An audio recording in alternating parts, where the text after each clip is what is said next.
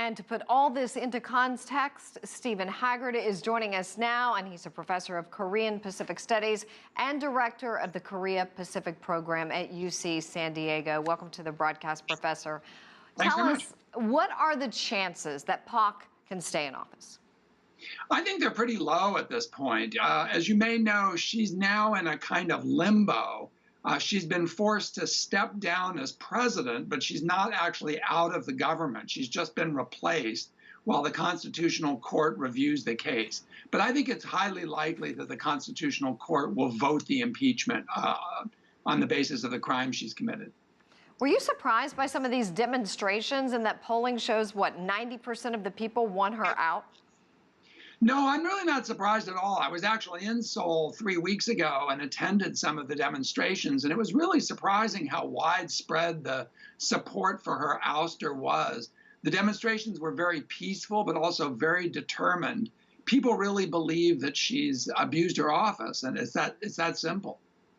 Could this possibly, well, what are the chances, I should say, in your mind, that this could lead to prosecution? Well, the impeachment itself, of course, is a kind of prosecution which would formally remove her from office. But then the question would be, I think the question you're asking is, once she leaves office, could she still be vulnerable to indictment on some of the charges that are made here, for example, on corruption? And that certainly is a possibility. All right. So what do you think about the news circling that Ban Ki-moon is eyeing this position?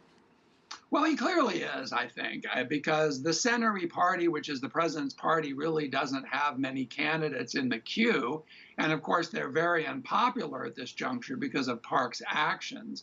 So Ban Ki-moon, as someone who has a presence on the international stage, who has visibility and so forth, is certainly a possibility as a conservative candidate. But I think it's much more likely that one of the opposition candidates will win.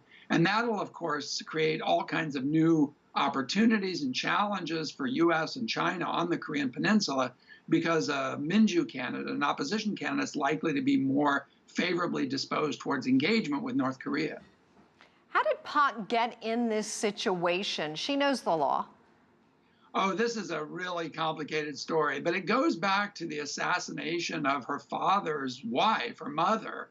And at that point, she fell under the influence of a religious figure, and her daughter, Chae Sun-sil, has become a confidant of the president's.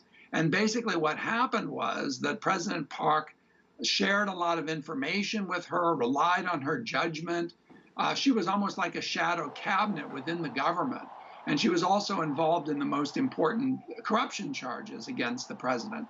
So it really has to do with this personal relationship. And that's one of the reasons the story has been so riveting. And why have people there not been tolerant of this personal relationship if they knew the backstory? Well, I don't think it's the personal relationship per se. It's the fact that the president appears to have turned over significant authority to this person, but also she's been involved in trying to get support from private sector companies for two foundations. And this woman, Chae Sun-sil, was involved in soliciting that money, and some of it appears to have been simply diverted into Chae Sun-sil's bank accounts, including in Europe. All righty. Well, Professor Stephan Haggard, thank you so much. Wonderful to see you joining us from sunny San Diego, California. My pleasure. We'll see you again soon.